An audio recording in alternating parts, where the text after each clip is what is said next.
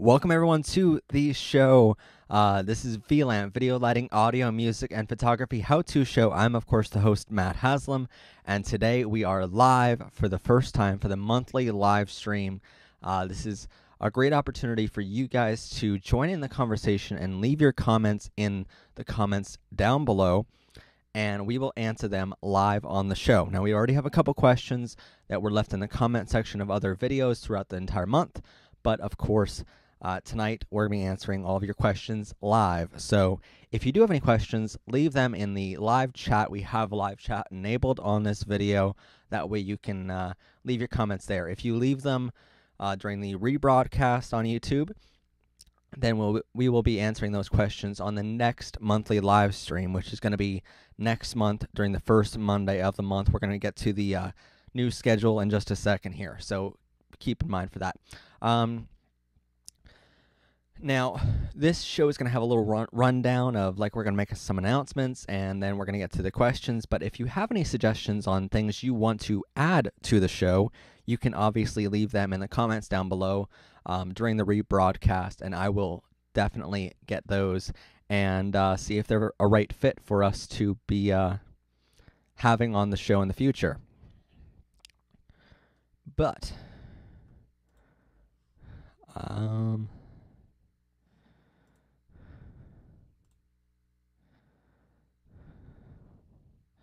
think we're going live right now. Trying to see if there's any problems. Oh, there is a big problem.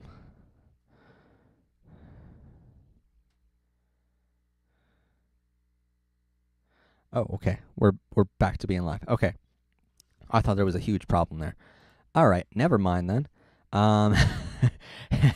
Anyway, yeah, if you have any suggestions on what to add to this live stream or new episode ideas that you guys have, please do leave them in the comments down below during the rebroadcast or during the live chat, because I will see them on my other screen over here. And maybe they're a right fit for us to do on the show. So please do leave them down below. Now, as far as our new schedule goes, we do have a new schedule. So I want you guys to see this. Now, basically, we have new daily videos coming out every single day at 10:30 a.m. Eastern Standard Time. And those are little tiny expert videos which show you guys some film terminology that you probably should know, as well as some lighting and sound terminology in there as well, like pickles and cheeseburgers and a whole bunch of terms you guys should probably know being in the industry. So those daily videos come out at 10:30 a.m. Eastern Standard Time. We have new episodes coming out, which are main episodes. Those are typically, somewhere in the realm of like 5 minutes to about 60 minutes long. Those are the main ones that we put a lot of time and effort into making those. The daily videos, we put time and effort in making those, obviously, as well. But then our live streams are the first Monday of each month at 9 p.m. Eastern Standard Time. And we might change that in the future depending on my schedule, because my schedule kind of shifts every once in a while. But we will let you guys know here on YouTube as well as our Facebook page. So please go and follow our Facebook, which is Facebook. You can search for VLAMP How-To Show, and it's on there. Another announcement that we kind of want to make here is... No, wrong one. Sorry. Wrong over third. All right. You can also join in on another live stream, which is this Thursday, September 7th, 2017, at 11 p.m. Eastern Standard Time. If you guys ever seen the VFX Week, which is Visual Effects Week on the channel here, you know of a guy called Chris Krasnowski. And right now he's working on a short film along with a huge team, including myself. I'm the sound designer over there, and we're going to be working extremely hard over the next couple months to a year to make his short film possible. And he has a live stream going on every month, and he also has a Patreon, which is new. You can check that out over there on his YouTube channel, which is youtube.com/user/the dark Con 4. it's right there on the screen for you guys to see. So go check out that YouTube channel on Thursday, September 7th, 2017. There's also going to be a rebroadcast on YouTube as well, but his internet is not as good as mine, so it's usually the second try. But I'm just poking funny at you there, Chris. But anyway, my internet isn't the best either. So anyway, you can join Chris for that on Thursday. Now, what's also very cool is we have another announcement, which I know we have a lot of announcements today, but there's a lot to go over. And that is, we actually have a new website for the show, which is right here. You're the first to ever see this website because it hasn't actually gone live yet. This is the brand new website for VLAMP How To Show, and the blog, which also has we used to have a bunch of blog posts on here just for Madhouse Productions, but now it has a bunch of blog posts plus the episodes from VLAMP. That way they're all in one place, and it's all very streamlined, all right here. And I know you're going to say it's incorporated more into the website of Madhouse Productions. Yes, it is, and that's for a reason. But this is the new website for VLAMP coming very soon. If you go to mhnews.info right now, you can be forwarded to the regular website, which is our old one, which I'll actually show you right now. This is the old one coming up here in a second. So this is the very, very old one. I don't like this too much, but we're actually moving from this to the new one, which is right here. And this is where you're going to find all the new episodes, all that kind of stuff right here from now on.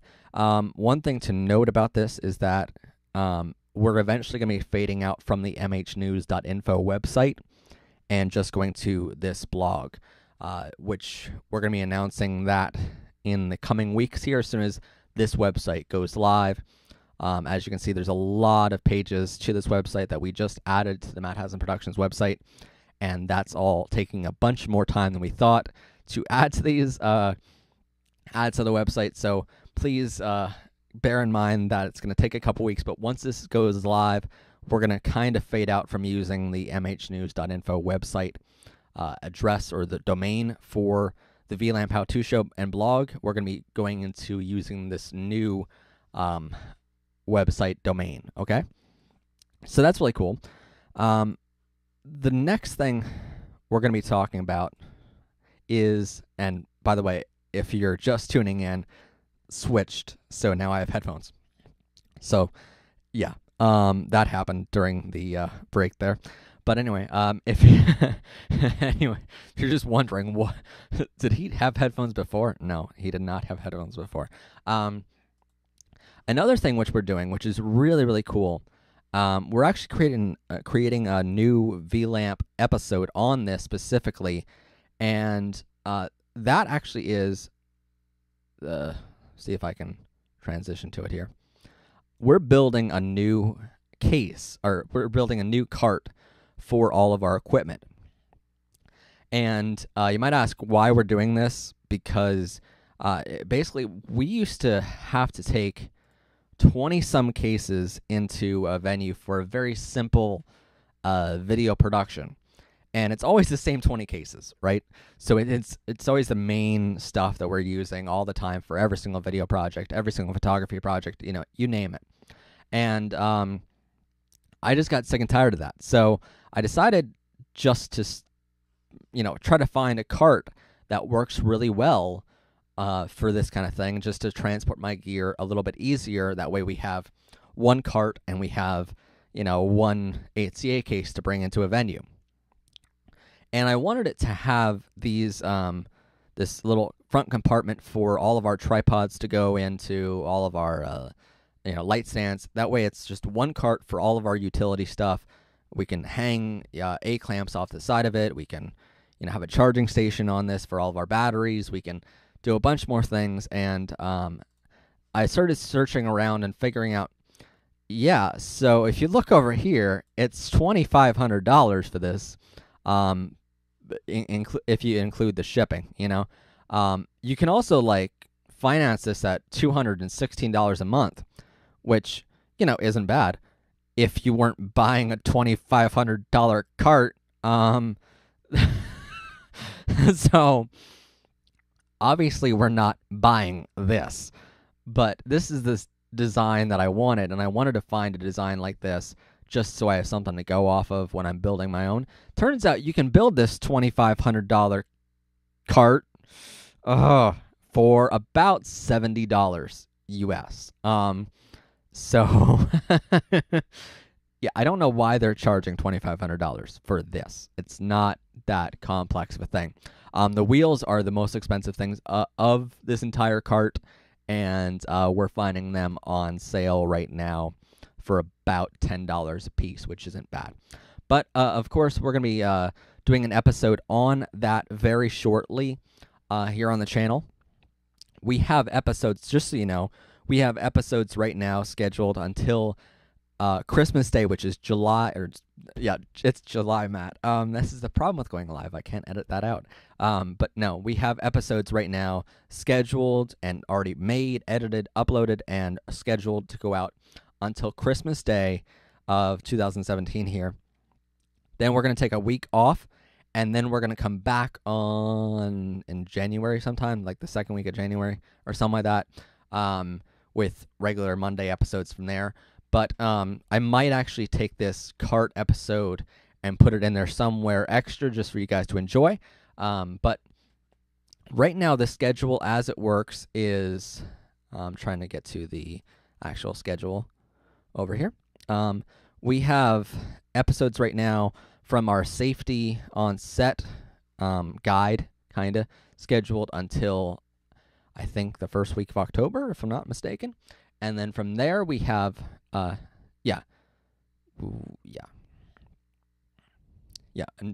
the first week of October, we start our new series, which is film terminology and a whole bunch more things scheduled until the very end of the December there. So that is season 5, ended the last week of December. So you guys get to look forward to a whole bunch of content on the channel here that's already made, uploaded, and scheduled on the channel. So we have a bunch of things scheduled. But that is the new website. And the new cart video is going to come soon. We are actually making that, I want to say, this month yet, if not October. But we're going to be filming it the entire process. That way we get to show you the entire process of making it, what parts you're going to need, and so on, even though the parts of our cart are pretty specialized to what we want, of like the case sizes that we have. But for the most part, you guys get to actually see, this is what they built. Maybe we can change a couple measurements and build our own. Just because we have certain height requirements that we have to fit under in order to fit into our production van, so on and so forth, that you might not have if you're in a box truck or something. So do keep all that in mind, but we're going to explain all that into the coming episode. So anyway, I guess it is time, finally, to move on to the questions portion of the program. So if you guys do have a question out there that you want answered in the video, lighting, audio, music, photography, graphic design, projection, anything in the entertainment industry, please do leave the comment in the chat section below. We will answer it live here on the show. And I'm actually going to type, "Hi, leave your questions now."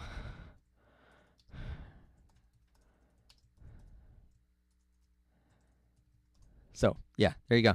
It's in there, so you can just leave your comments there, and I will definitely answer those on the show. Now, on to the actual questions that we have from the past month or so here on the channel, and the comments and stuff like that.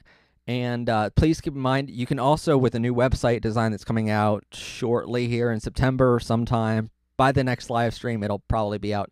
You can also leave your questions on that new website. But for right now, the old website is still taking questions, by the way. So do leave them on the website right now. But if you have a question right now, then leave them in the chat. Anyway, so this is the questions from the last month or so. First comment is from Unzemi. UNZME. I'm sorry, UNZYME. Sorry. I'm bad with names, but I mean, it's a weird YouTube channel name. Just saying. A nice approach to music video scripting. And he left that on writing a music video script video of ours. So thank you so much. Not all these are questions, by the way. I'm just answering comments that I haven't gotten to yet. So he just left that. So yeah.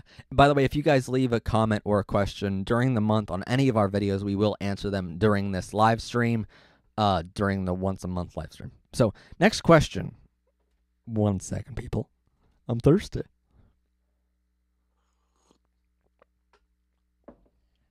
Yeah. Okay. So open OBS. Anyway, next question comes from Tanjua Mieti. I am a writer. I write a whole lot of explicitive / news, SEO content, commercial ad scripts, blogs, songs, short film scripts, etc. And I don't know how to write a film scene where a song / music is played in the background.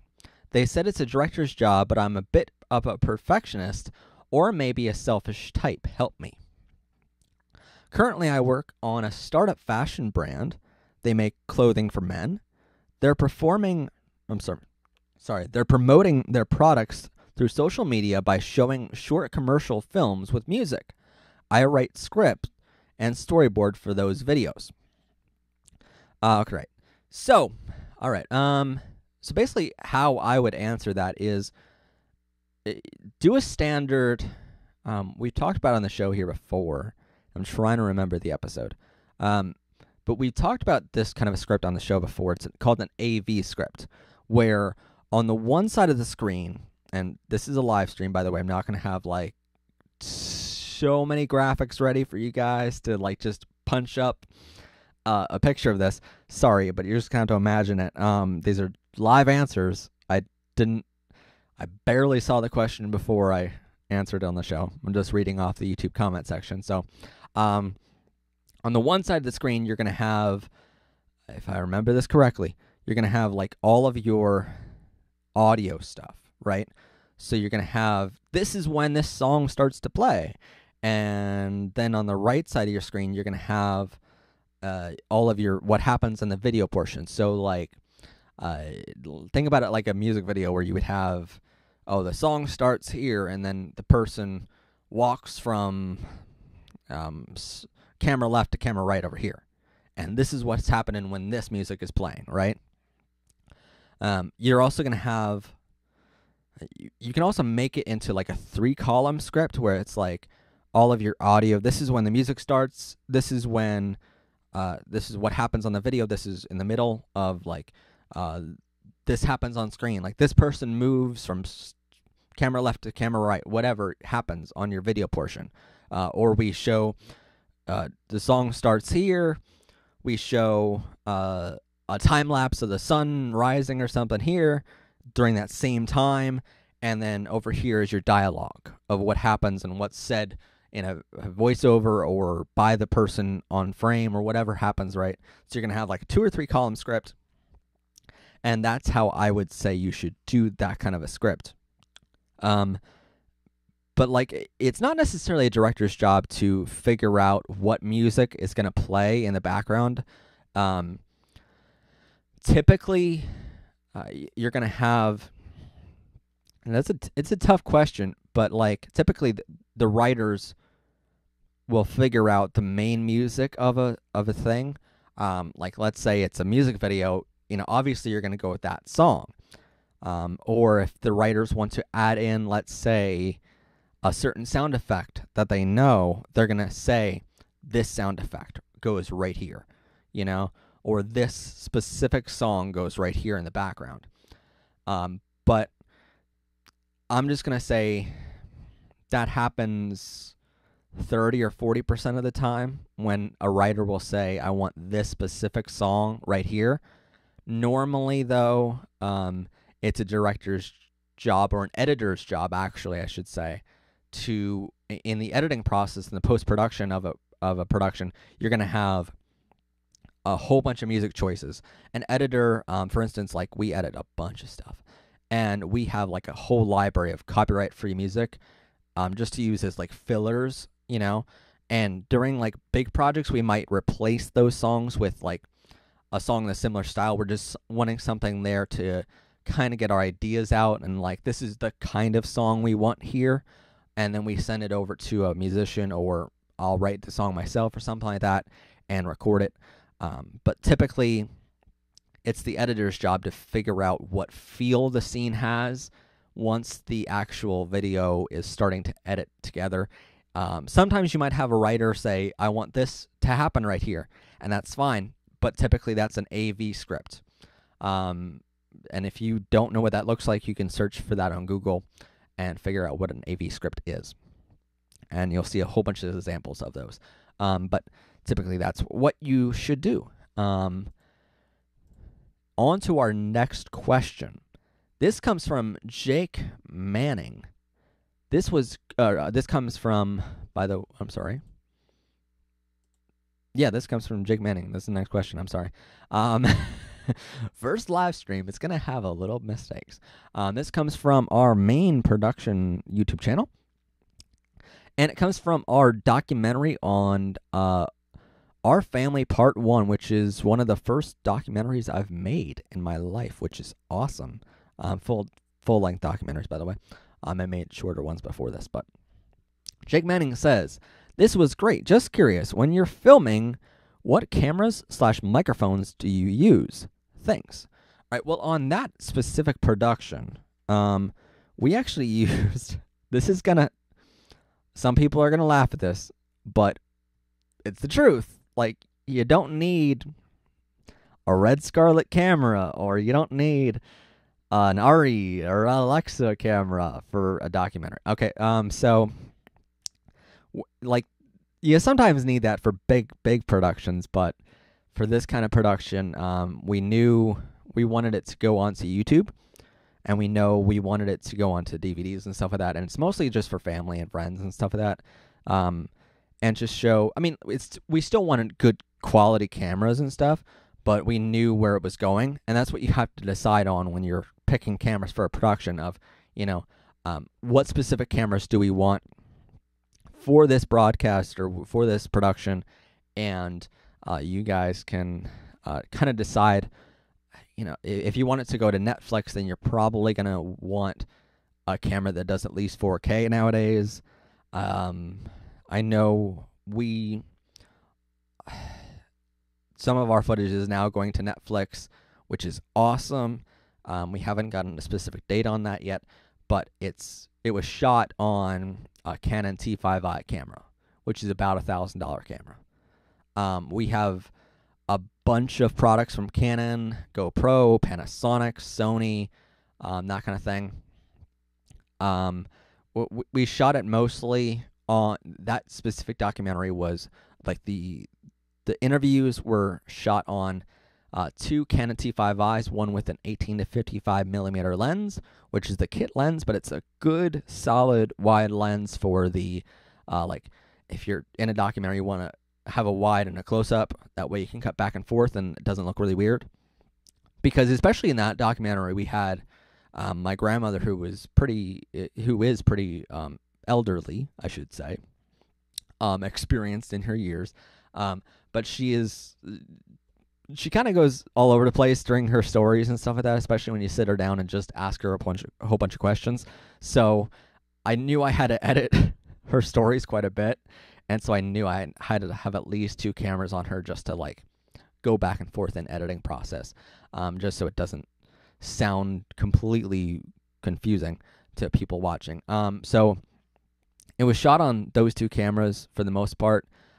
We also used Sony cameras and GoPro Hero 3, I believe, and I'm trying to remember if we had the GoPro Hero 4 yet, but we had the GoPro 3 at that time. So we filmed the entire documentary on those three cameras, and then the audio was captured with the Zoom H4n audio recorder, which is The standard Zoom H4n, it isn't the Pro version that they have now. I don't know why they're calling it Pro version. It's basically the same thing. But it was recorded with that, and then the microphones we used on it were Samson CO2 microphones. Connected. We had 2 of them connected to 2 separate Zoom H4n audio recorders. That way, we had backup audio just in case the one SD card failed or something like that. And I highly suggest that anytime you're filming a documentary project, have 2 separate sources for your audio that are quality. That way, just in case one fails, you still have one. My other point on that is that the person we interviewed is quite elderly. She was, I think, 91 at the time of recording that. So it was a thing of like, if we record this and the audio fails or the video fails, here's the thing with those family and elderly videos that we do. There are some times when you record those videos and the person that you recorded unfortunately passes before the video is completely edited and ready for the family, because they do take a little bit of time to edit. So, sometimes we don't have the chance to go back and, ask them the same question again if one of our cameras or one of our audio recorders failed or something. So I typically record everything with 2 or 3 cameras with 2 or 3 audio recorders. That way we have it, I'd rather have double and, just not use half of it than only have one and it fail on us. So that's what I do. But yeah, that was shot entirely on Canon and GoPro cameras and a Sony camera during the B-roll footage of that. Next question comes in from Jerry Leal. Is 20 minutes an ideal run time for a short film, or what do you guys suggest? Yeah. A short film can be anywhere from 5 minutes to 20 minutes, or maybe like 25, probably. We haven't done too many of them at Madison Productions. We've done a lot of like full-length stuff for TV and a lot of full-length stuff for internet broadcast, but for the most part, we've done things like that. But we haven't done too many of the short films. So actually, I can only like think of like a handful of them at the moment. So I would say that's a good length but I've seen a lot of them, and that's the thing. Like, you watch a couple. Like, what I suggest to you, Jerry, is to just go out there and search on Vimeo for short films. Figure out you can actually just like search on Vimeo for short films or YouTube for short films. Typically, Vimeo is a better for finding professional work like short films and stuff, because most short films might post it on Vimeo because they have their creator spotlight ones that they pick so many videos a day, and creators typically like that. So if you're looking to find short films, look on there for just inspiration, but also look at the lengths of the videos on the short films that pop up and write them in like an Excel sheet. And if you write them all in like one column of an Excel sheet on like Microsoft Excel, you can actually do like conditional formatting on it. And that's like something you can find in the home or the insert tab up top on the screen.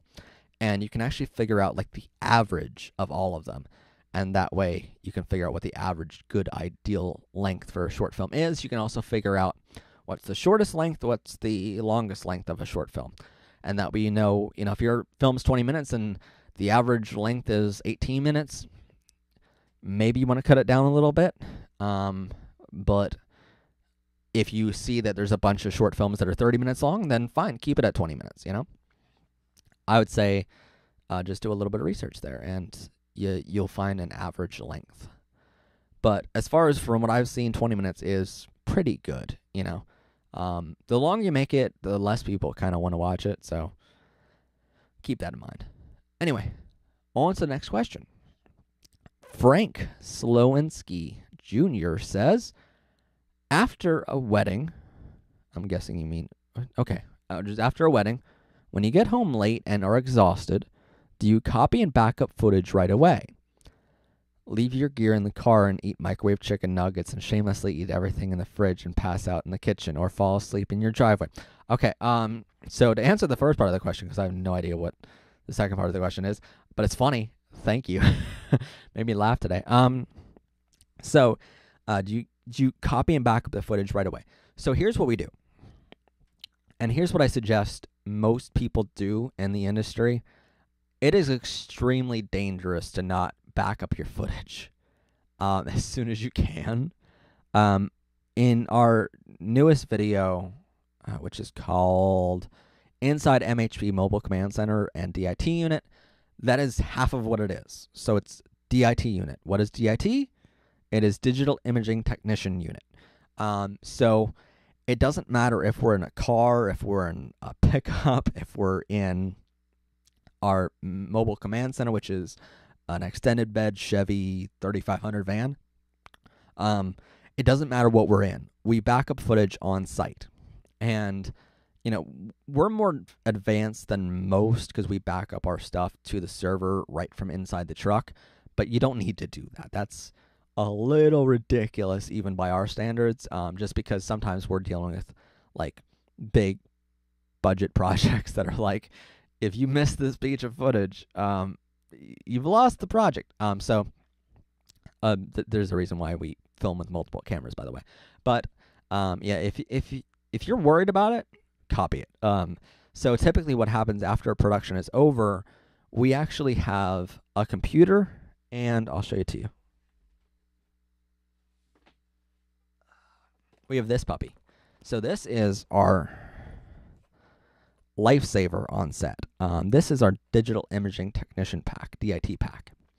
And this we take to every single production out there. It's really, really cool. It has, of course, our business cards in it, because what if, you know? But it also has a 2 terabyte external hard drive and a 1 terabyte external hard drive in here, which offer us a semi-RAID system while we're on the road. And that way we can actually copy all of our footage immediately after production is over. So as soon as a project is like done and the audience is like still getting out of the venue, we have a policy here at MHP that I think all video companies should, or all lighting and audio companies should as well. But the policy basically says that we have to wait for audience members and all crew members to leave a 20-foot radius of all of our equipment before we start setting it down. Because first off, what if there's a small part that goes missing to, let's say, a GoPro or something like that, and now we don't have the mounting systems to do that the next production tomorrow? But we also have this policy so that if we're lowering, let's say, a 400 or 500 pound stand in the air to the ground so we can safely unload it, if we're lowering that to the ground, I don't want that to fall on someone. I don't want it to fall on our crew, but I especially don't want it to fall on the venue's crew or an audience member. That would really be a bad day. Regardless of it, like, it would, if it hurt them at all, I wouldn't be able to sleep at night ever. So I have to wait that time out anyway, and my crew has to wait for that time out anyway. So why not do something during that time? And so what I do is I copy all the footage. I take all the SD cards out of all the cameras. They're all numbered, labeled. This came out of this camera. I stick them into an SD card reader into our computer, copy all the footage onto the 2 terabyte external hard drive, and organize it all by the camera. That way I know this is what this camera is, this is what this one is. Each folder has its own like little subfolder on our day. We have like a production day, the year, the month, the day, and then what the production was. And inside that folder for the project is like camera 1, camera 2, camera 3, camera 4, and then what they were. So like camera 1 would be, you know, camera 1, Canon T5i, camera 2, Canon T5i. That way we know what camera it came from, where it was positioned on set and stuff like that. And that way we can go, okay, this is where all that footage came from. Now let's synchronize it all up in our synchronizing program, and then let's put it in Premiere or Final Cut, and let's edit it from there. But that way all of our footage is backed up. And then as soon as it's all copied onto that external hard drive, we know we have 2 copies of it. We know we have the SD cards. We know we have the external hard drive. But we also know that we have, we're also, right after it's copied to that second time, we're going to copy from the 2 terabyte external hard drive to the 1 terabyte one. That way we have 3 copies right there on set. Typically by the time we start copying the main folder to the 1 terabyte external hard drive, we're ready to set down all of our equipment. And so while we're waiting out the time for audience members to leave and stuff like that, we're copying from the SD cards to the 2 terabyte external hard drive. And then typically by that time, everyone's left the building. We're ready to set down. We hit copy and paste onto our 1 terabyte external hard drive. If there's enough room there for some projects, we take another hard drive with us for that project.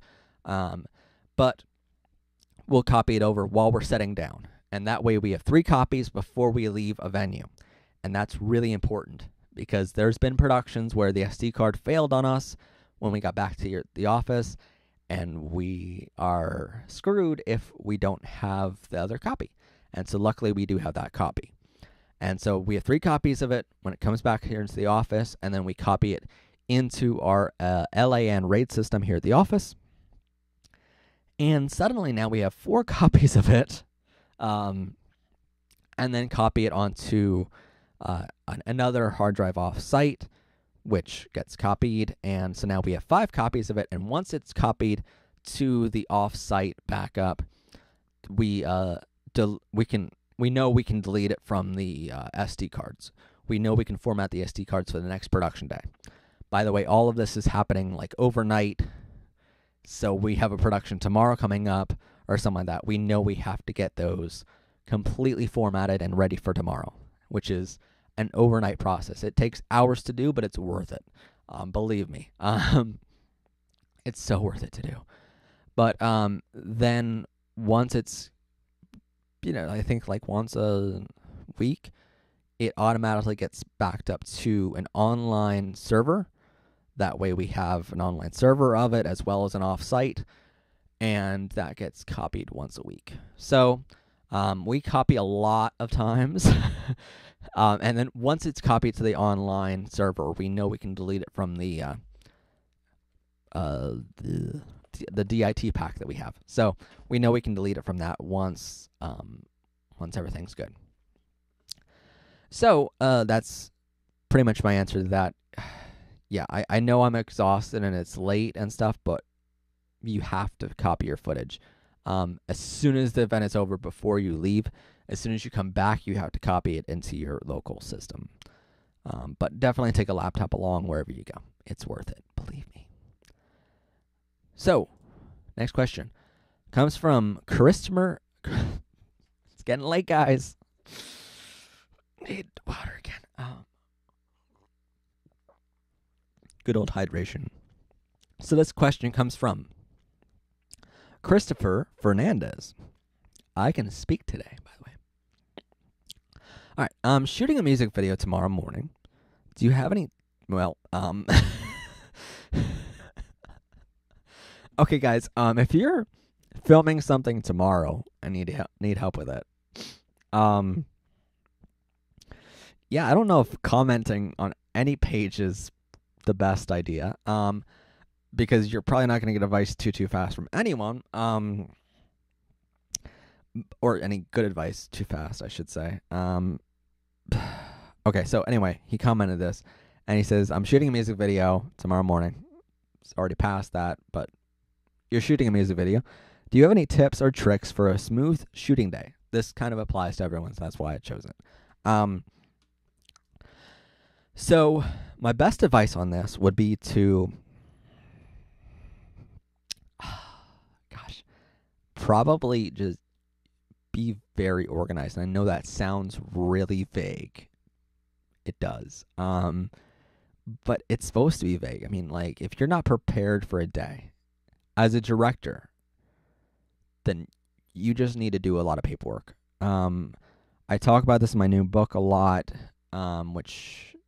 Oh, yeah, by the way, my book's coming out, like, sometime this year. I don't know when exactly because I haven't really finished it yet. But I still have to get it out there. But as soon as it's finished, you guys are going to be hearing about it. But anyway, I talk about this in the book a lot. Paperwork is extremely important, and having a team around you is also extremely important. So meet with your team, figure out all the ins and the outs, figure out every problem you guys can have on set, and figure out how you're going to solve it if you run into that problem on set. And just have all your paperwork in order. And that way, if a cop comes by and says, you're not allowed to be here, or if someone comes by, you can hand them the paperwork and say, here's my paperwork, location, contract, and be like, I'm allowed to be here, I'm allowed to film. If you're having like certain props on set, contact the local police and be like, hey, we're having a gun on set, or we're having a prop dead body. We just had that in our local community where someone, I think they were shooting a music video. I'm not sure what they were filming because I wasn't on the production. But locally, some bloke production company that I won't name came out and filmed just a really stupid scene, actually, in a local like stripping mine. And it was like a sulfur deposit and like just a body of water standing in this mine. And they filmed the scene there. Unfortunately, someone came across them during their filming and saw this prop that they had, which was a dead girl's body in the lake facing down, and didn't think to look, 5 feet over to see the film crew or ask them the question. They just supposed it was a dead body and called the local police. The police went out and, search partied the whole area. By the time they got out there, the film crew was gone. And then they saw it in the paper, I think the next day, of like, hey, this was us. We filmed a scene there and it was a dead body, Unless something happened that night in the same pond, that was us, And so definitely, local police are your friend. Let them know. But really, to make a smooth production day, all you need is just the paperwork to figure things out, of like, have a schedule of like this time to this time, here's what we're going to do, here's what we're going to do here.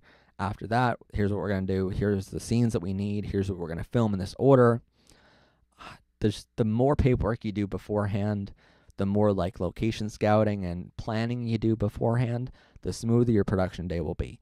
I've been on productions where there's been no planning at all, and it's been rough as hell. I've been on other productions where we actually have a floor plan, we have a proper call sheet, we have a proper everything, and it's like so nice that day. It just makes it so much easier.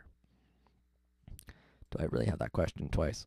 All right, so I'm just going to delete that really fast. I have another question twice. Sorry. All right, so next question comes from Alvin K. Jr. During a job, if someone offers you a drink from the bar, is it considered unprofessional to accept? Before I go on my tangent here,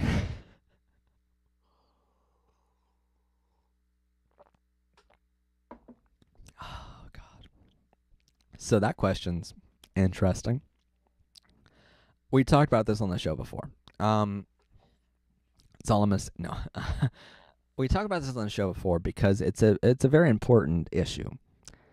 And of course that issue is, turn my own headphones up a little bit. That issue basically is the legalities of drinking on the job. So here's the thing, right? I compare this to music a lot because if you're a musician and you're... That was a weird sound. Sorry, guys. If you're a musician and you're performing up on stage and stuff like that, it's actually... And here's the kicker. I know you have seen shows before where the performer is drinking on stage. I know you've seen that before. And I know what you're going to say next. But it's actually, if you look it up, I don't know if other countries have the same laws, but here in the United States, Liquor Control Board controls this. And so you're not allowed to drink on the job. That's a law. Whew, here comes the comment section below lighting up. I understand that. But here's the thing. So, like, if you're a musician performing on stage, what I always do is, because first off, I don't drink at all, and so that helps a little bit. Helps a lot with. I don't drink, I don't smoke, I don't do any kind of drugs. Hate it all. I have very strong opinions on what our country should do about that, but I'm not going to get into those here.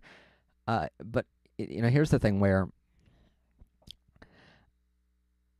it's a little easier for me, but I always take like a glass of like iced tea up on stage and be like, "Hey, I'm drinking whiskey. Everyone grab a cup," right? Like that's what I do.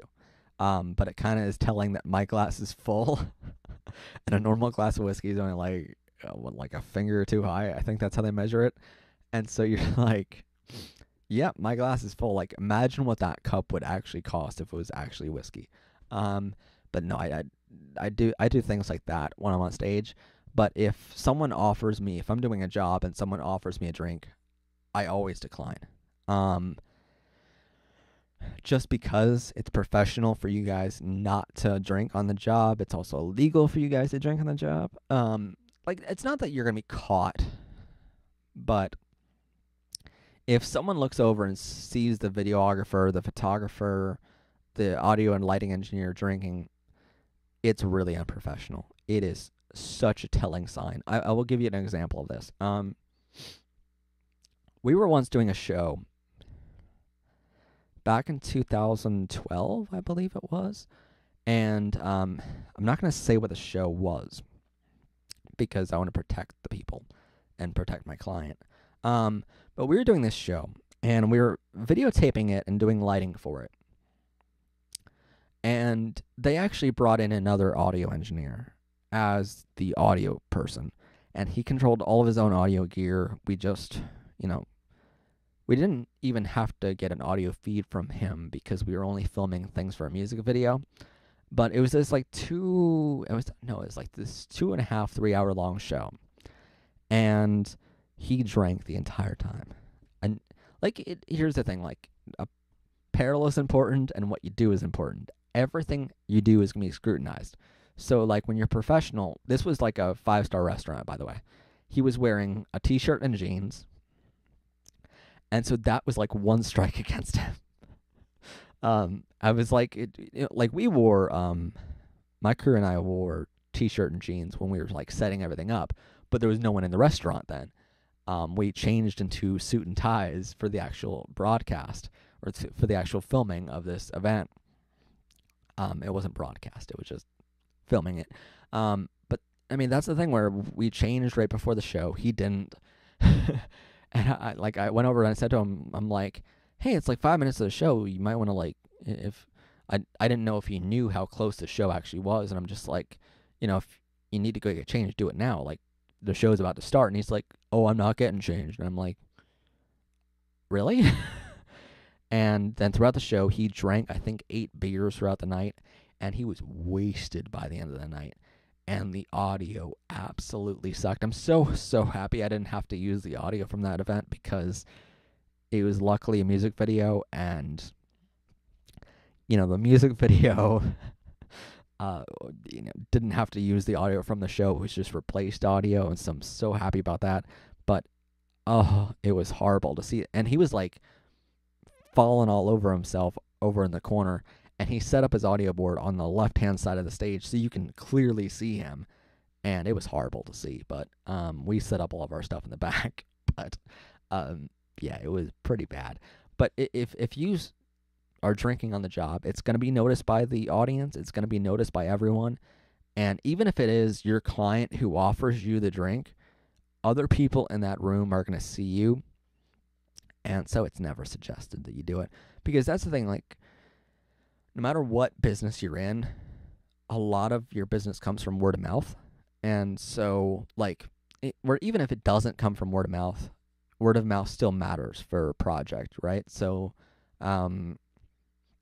let's say for our business, we do an advertisement, and then our new potential customers go, "Oh, well, who have you done business with before?" And they look at our website, they see a couple of people, and or they know a couple people that have done business with us, so they ask around, and suddenly now, or they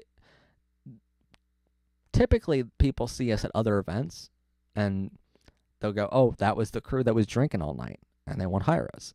So we don't drink ever. I have a very strict policy on that. There's a good reason sometimes because we're on government property, but for the most part, I'm pretty happy not drinking, even if it is a client offering it to me, because like we were just at a bar filming a concert for a band. The band has this ritual before the show that everyone does a shot, right? And so they said to me like, "Hey, do you want a shot? This is our ritual. This is what we do as like all of our crew and stuff like that." And I said, "Yeah, just don't make it alcohol."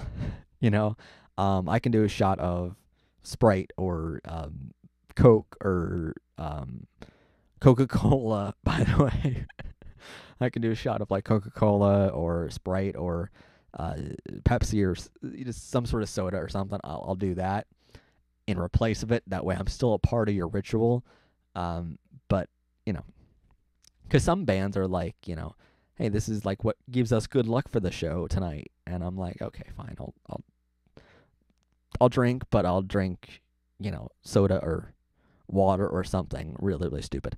So that's what I do in replace of that. Or some clients have offered me stuff at like weddings, especially, or something like that. You'll get like an offer, and I just like they'll go over and be like, "Hey, can you give the videographer or the photographer a drink?"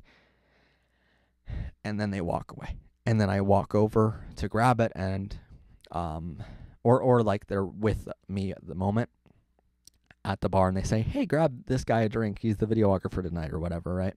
And then I'm just like, "Hold on a second. I want to grab a shot really fast, and then I'll come back for it," And that way it gets the bride or the groom out of the area of the bar for a moment, and that way as soon as they leave the area, I'll just go over and say to the bartender or something, "Hey, I don't drink. Grab me a Sprite or something different, I don't want anything to drink tonight for alcohol, so just grab me that," and that way it looks like I'm drinking something and I'm accepting the offer, but I'm not really,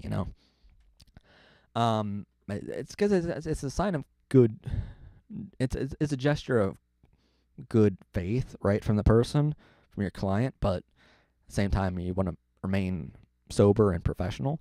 And that's also to the point of sometimes, or most of the time, when I'm in a production, I'm out there and filming all by myself, so I have to drive back to the office later on that night, so I have to be responsible too.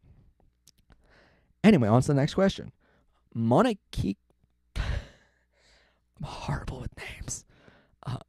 Monique Francis says, "What is your plan B when the DJ is not comfortable with you using his feed?" Okay, so one thing you should probably note about that is our company is a little different than most companies. So we actually we're the videographer, the photographer, the audio and lighting company. We're we offer DJs through subcontractors and stuff like that. So if we're getting hired to do an event, typically we're doing everything. It's very rare for us to do only one or two things. So our plan B isn't really a plan B. It's just that's what we do. That's our normal. So our plan B is to just plug into our own sound system there that day. But if for some reason we're not the only, for some reason we're only doing video or something like that, our plan B is just to stick 2 Samson CO2 microphones on mic stands with boom arms on them as far in the air as possible in the back of the room and capture the room audio. That is the best you can do. You can also stick an audio recorder right next to the speaker, which I've heard of, but I don't do because it just sucks audio quality. But try to get room audio or place microphones somewhere closer to the speakers. That way, at least you're getting that. There's only so much you can do sometimes, too. So, I would say just get the room audio, and sometimes like I hide microphones as much as possible in like the front of the room, or like the front of a gymnasium, or the front of a stage or something, just so we get the best audio quality possible. Because even in certain situations, not everyone is mic'd up anyway. So plugging into a sound system only does you so much good. And, we're only getting like 30 some microphone feeds coming in where there might be 50 people on stage. So we want to have microphones close to the stage anyway. So we'll just have another audio recorder next to the stage and have like 2 choir microphones right in the front. And that's what the Samson CO2 microphones are really, really good at. So that's our plan B. Next question comes from... See, why are these weird names? I don't know why. Ahmed. It's not the first name that gets me confused. It's the second. Muz. You know what? Ahmed M. That's what I'm gonna say. You know who you are. What is your storage backup media setup? I keep buying more and more 4 terabyte external hard drives. Is there a better way? Yes. Go back to earlier in this broadcast. We talked about backing up our data to our LAN RAID system in Frank Slowinski Jr.'s question. That was probably about 10 minutes ago, I'm going to say. 10, 15 minutes ago. Yeah, so go back to his question, because we answered it in there. So we have a bunch of hard drives, but we're actually moving to a more professional LAN RAID system coming soon. So I get sick and tired of that too, but at the same time, like, you can either have one big enclosure, or you can have like a bunch of them. And what I always do is, like, next time, rather than buying a 4 speak, Matt, rather than buying a 4 terabyte one, I buy like 8 terabytes at a time, and that helps a little bit. That way you're not replacing them, as if you're using them that often, which we do, because we keep every photo, every video file, everything from every project, even like raw footage from everything, every camera, and 10 cameras of production sometimes. So yeah, we keep a lot of footage, and so typically it's best to just buy bigger hard drives next time and invest in a proper RAID system. And that's what we did. And it works fine now.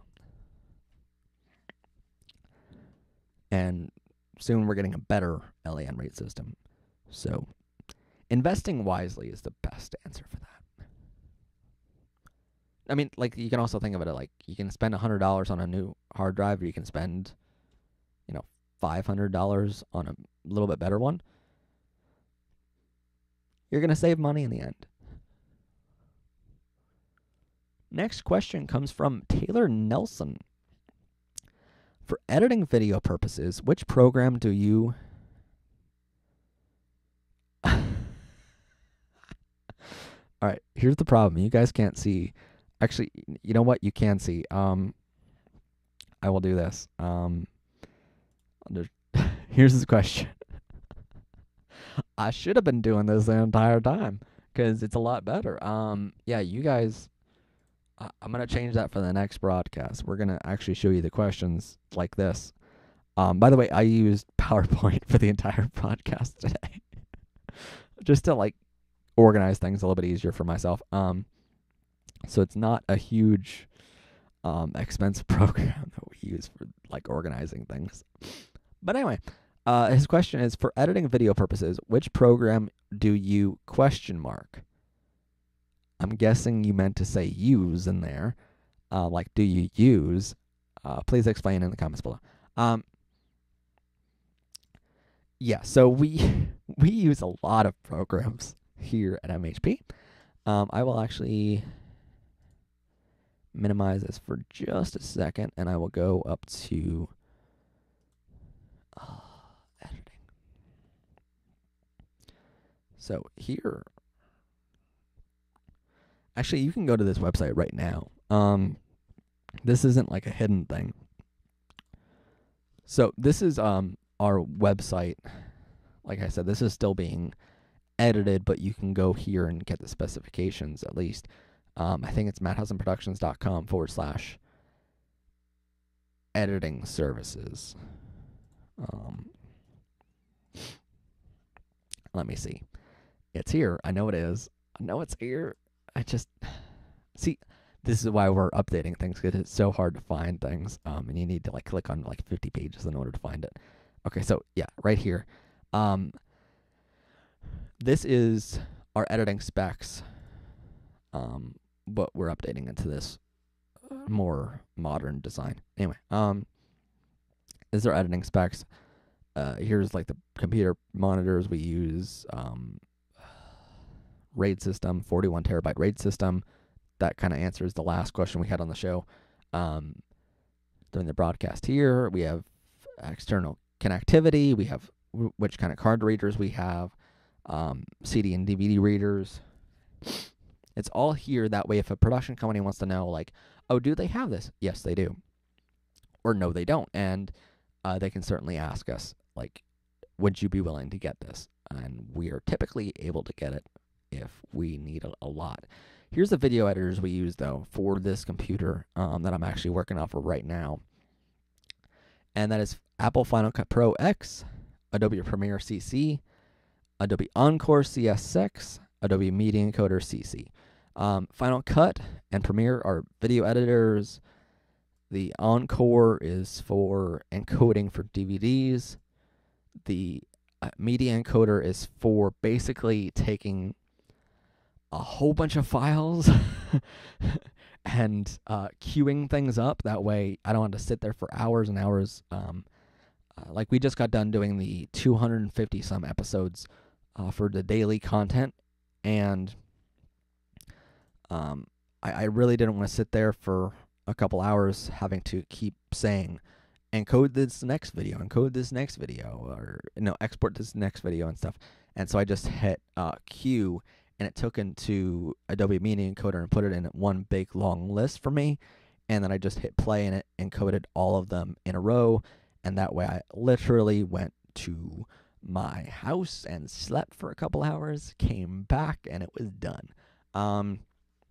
Or I sometimes that's how we do like 25, 30 videos a day sometimes, where I literally just hit and queue up, hit encode, and then I go for dinner. I go somewhere else. I, go into the office, organize things, put things away from that production or some of that, or I get things ready for the next day's production, and I move on, and then I come back, and they're all done for me. So that's what I do. Media Encoder is the main program for that that process. The synchronization I cannot speak. The synchronization program that we use is Red Giant Pluralize 3.5. That's no longer available. It's now 4.0 or 4.1 or something like that. A little bit more expensive, but definitely worth the money. Definitely. So worth it. I love that program so much. That is able to take so many hours of footage. I don't know if there's any limit on it, but so far we've taken like 48, 50 hours of footage and synchronized it in less than like a minute, which is really good. You can't do that by hand. It's just so fast. We like literally I had a project that was 24 hours of footage, synchronized it all by hand, and it took me 45 hours to do. I put this like about 6 months later. I found this program called Red Giant Pluralize, and my client comes back to me and says, we want to highlight edit for that project that you did. And I said to them, okay, I can create a highlight edit for you, no problem, And so it's like, I can go back into the old file for that and just bring it up again. But you know what? Let me just, curiosity's sake, bring up this new program, and see how much work it is to synchronize this footage.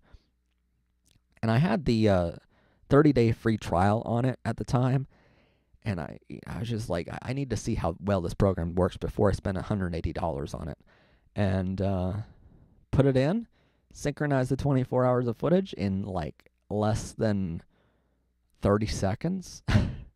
I literally stopped the program, went over to the Red Giant website, bought it, and put the license code in. That moment, I did not wait one moment for that. I bought it so fast. It was so worth it. So that's what I use for synchronizing my footage. Then the next thing I do is for audio editing. I take all my audio into Audition, and I basically, there's Adobe has that, back and forth kind of thing where you can export to Audition, and then Audition you can export into Premiere Pro, and that way it's a seamless transition. For photography editors, I use Lightroom and Photoshop. I use Illustrator for my graphic design stuff, even for video productions. Creating my credits packages in there, creating my lower thirds in there, and bringing them over into Premiere. My VFX editors are Adobe After Effects.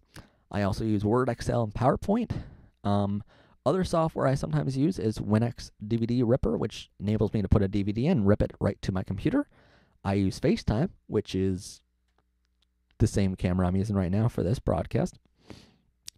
I have a Yamaha mixer right here, which I'm using to have my microphone on right now, actually, and it plugs right into my computer, offering really good, exceptional audio quality to my broadcast. I have a Sennheiser headphones on right now. We also have Crown XLS 1000 power amplifiers here in the office, just so I can hear myself. Now, actually, it's so I can hear how something would sound on a live sound system, which a lot of times I'm doing video work for a live event, and I want to hear how it's going to sound in live sound speakers, not just in my headphones. So I'm going to actually plug it through the Crown XLS 1000s, and it goes right to those speakers above me. That way I can hear what it actually sounds like for a live event. I have a professional CD player by Newmark. I have Apple built-in speakers, and I have dual Soundtech 12-inch speakers above me. And that's kind of like surround sound because I have more than two of them, actually. Then for power conditioners, I have a Furman M8 Merit Series and an American DJ PC100A, which offers me surge protection just in case there's a power failure or a power surge. That would help protect my rate system and my computer. The other video editing bay that we have has a Toshiba satellite in it, another full HD monitor, and a secondary one, and then that's also connected to the 41 terabyte RAID system. Other connectivity, another car reader, built-in reader writer. For this one, though, we actually use Premiere Pro, Encore, Media Encoder. We also use Magic's Video Pro X4, which is the program we used before Adobe. This does not have Final Cut because it's not an Apple computer, and unless we wanted to Hackintosh it, which I really don't want to do. Then GoPro Studio and HitFilm 2.0. So I don't really ever use HitFilm anymore because I have Final Cut and Premiere. Why would I ever use HitFilm now? Besides really weird special effects that I need, or if a customer asks me to use that because that's what they use. But GoPro Studio I sometimes use for very minor tweaks with GoPro footage, but for the most part I'm doing all that now in Premiere and Final Cut right inside the built-in. They have like built-in effects that they didn't have before, and the only program that did have those like effects of like fixing, the fisheye effect, GoPro Studio was the program to do that. And before you brought the footage into Premiere or something, now Premiere and Final Cut had that built in. So I still have the programs though. And sometimes I'm actually using Magic's Video Pro for a couple things because it has different effects that I like more than the Premiere or Final Cut one, but I've since found different ways I can make those effects with multiple other effects and like custom settings in Premiere. So I'm even skipping that nowadays. In this one, we also have Acoustic and Mixcraft 6.0, which helps us with a lot of very fine-tooth audio editing, and that's what that's what we use the most of. Audition is our secondary audio program, actually, of choice. I like Mixcraft a lot more. Just my personal preference. Sorry if you don't like that, but it's my personal preference. Audio Mixer, Mackie. It's a desktop one. Small, but really, really nice. Same headphones. Bose built-in speakers, though. And we only have the Furman on that because it's a smaller editing bay. But yeah, that's what we use. So you get to actually see what I'm using to edit all of my videos. Of course, right now we are using OBS Studio to broadcast live. So you get to see that.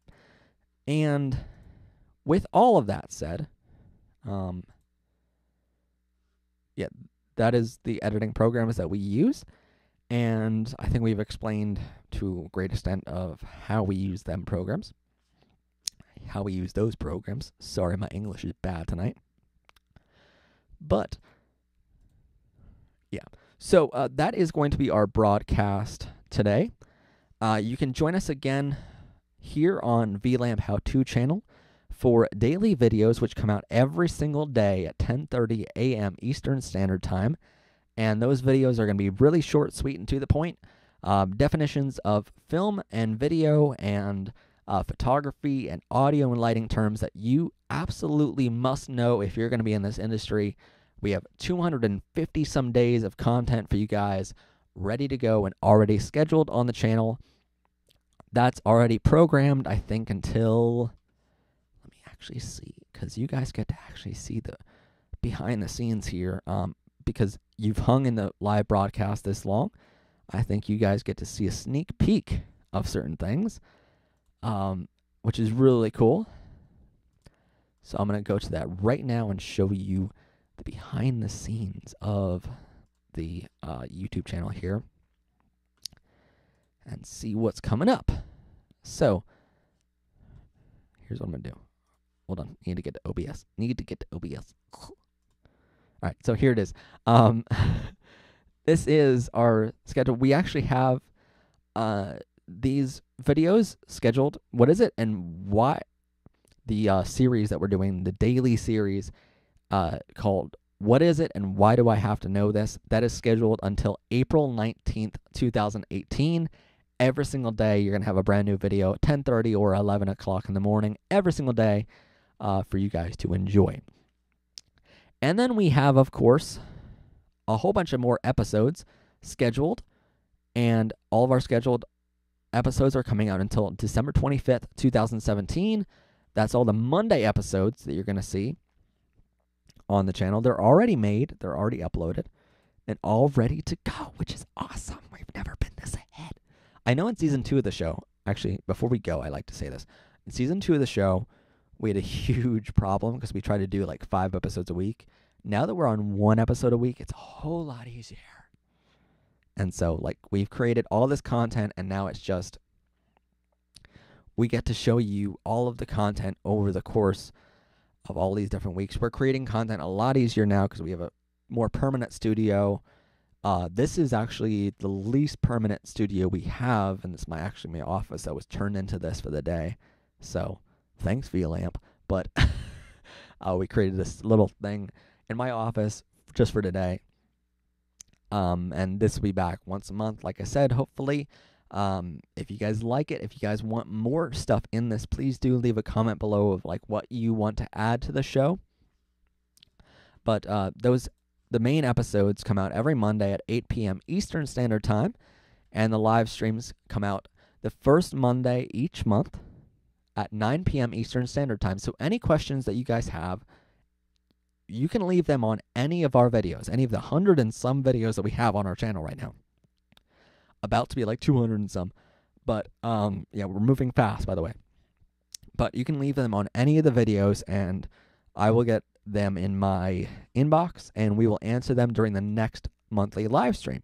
If you guys leave your question on those videos less than an hour before the broadcast, I'm going to answer them during the following live stream, just because I need at least an hour to get all the questions organized and get it all ready so that we sound semi-coherent on the show. But you can also comment on the chat for those videos, which you guys can do anyway. So if you guys have a question, please do leave it in the chat or leave it in the comment section below this video, and we will answer it on the next live stream next month. Those might change, but for the first couple months here, we're going to be going with every first Monday of each month at 9 p.m. Eastern Standard Time. That way you get to see a brand new episode at 8 p.m. that Monday and a brand new live stream at 9 p.m. So you get to enjoy that. But like I said, we have plenty of content coming out for you guys, and I'm so excited to just have you guys join us for all of this great content that we're going to be having coming out. Remember that you also can join in on Chris's channel, youtube.com/user/the Dark Archon 4, which is TheDarkArcon 4. I will leave a link in the description below if I remember to do that. You can join that live stream on Thursday, September 7th, 2017 at 11 p.m. Eastern Standard Time. I will be joining that live stream with Chris Krasnusky, who is the VFX artist that you guys saw on the channel before, and you'll probably see again. I'm really hoping. If you're out there, Chris, come on the show again. But anyway, yeah, so he's a really great VFX artist. He's creating this wonderful project called Earthling Origins that I'm helping out with, and I'm going to be on his live stream this Thursday, September 7th, 2017 at 11 p.m. It's probably going to last more than an hour, but I'm only going to stay on until midnight that night because I have another job the next day that I have to go to. So, yeah, I will be doing live on Thursday. You can join in on for that. And, of course, if you guys want to, you can go to our website, which right now is mhnews.info, but not that much longer. So if you're joining in for the rebroadcast, then you probably want to check our new website out, which is going to be on the official MattHausenProductions.com website. You can check that out by going to MattHausenProductions.com/blog, BLOG, and all of the newer episodes will be on that channel. And that way you get to see all the episodes in one place, which is awesome.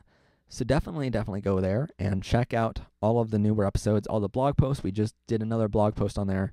We're going to be doing those more often now that it's all on one website. So please enjoy that, and please tune in every... I'm going to do this again. Yep. Every day at 10:30 a.m. Eastern Standard Time, and new episodes every Monday at 8 p.m. Eastern Standard Time, and live streams first Monday of each month at 9 p.m. Eastern Standard Time. Remember, they are all Eastern Standard Time. If you're from other places of the world or other time zones, remember to check Google to see what time zone difference you guys have. So thank you so much for joining us for this live broadcast. I thank you so much. It's been incredibly fun to be in this live stream. It has been such a great honor to be on the air for an hour again. Oh my gosh, it's so awesome. Yeah, it's been an awesome day. So thank you guys so much for joining in. And give me a second because I'm doing something on the other screen that you're gonna love.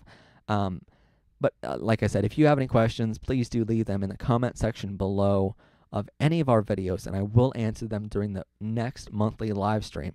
We're no longer going to be doing the Q&As so often on the channel that you always kind of see, just because, you know, it's so overdone, I think.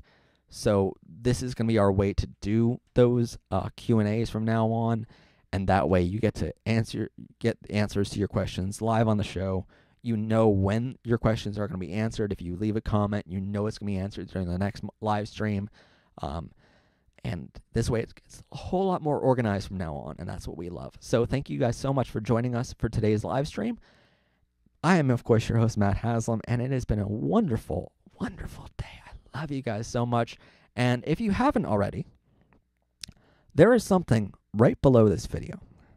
It's big, it's red, and it's a button that says subscribe. And then right next to it, there's a little bell that you can hit to set notifications for this channel. That way you get notified every time we have a video uploaded to our channel, which, like I said, we have content coming out every day, every Monday from now on for a long time. So make sure you hit that bell. Make sure you hit that subscribe button, because we love you guys for joining us, and we love you so much. And there's so much more content to come that I know you guys are going to love. So please do hit that subscribe button. Thank you so much for joining us. And if you liked this video, hit the like button.